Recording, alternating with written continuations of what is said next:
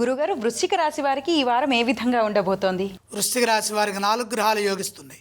జన్మ చంద్రుడు, షష్ఠ కుజుడు, అష్టమ శుక్రుడు, దశమ కేతువు. ఫలితాలు అనుకూలంగా ఉన్నాయి. శ్రేయోదాయకమైన భవిష్యత్తుకై ఏకాగ్రతతో పనులు మొదలుపెట్టండి. ముందుగా అనుకున్న విధంగానే పనులు పూర్తి చేయాలి. మధ్యలో ఆటంకాలు రాకుండా చూసుకోవాలి.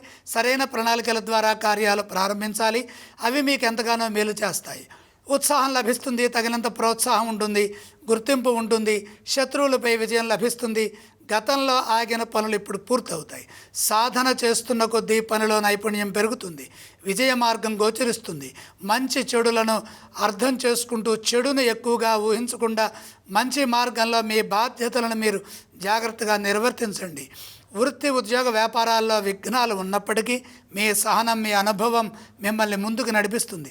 భూలాభం, ఆర్థిక విషయాలు అనుకూలంగా ఉన్నాయి. పెట్టుబడుల విషయంలో బాగా ఆలోచించి లోతుగా వ్యవహరించి ముందుకు సాగండి. ఇబ్బందులు గోచరిస్తున్నప్పటికీ వాటి నుంచి బయటపడతారు. అలాగే ఇతరుల విషయాల్లో తలదూర్చకుండా మీ పనుల్లో మీరు నిమగ్నం కావాలి.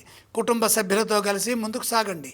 మంచి జరుగుతుంది. ఈ రాశి వారు ఏ స్తోత్రాన్ని పఠించాలి? వృశ్చిక రాశి వారు సూర్యారాధన చేయటం మంచిది. ఈ రాశి వారు ఏ ఆలయాన్ని సందర్శించాలి? అష్టమంలో బుధుడున్నాడు. విష్ణుమూర్తిని దర్శించండి. ఏవేవి దానం చేస్తే శుభ ఫలితాలుంటాయి? పెసలు దానంగా సమర్పించండి.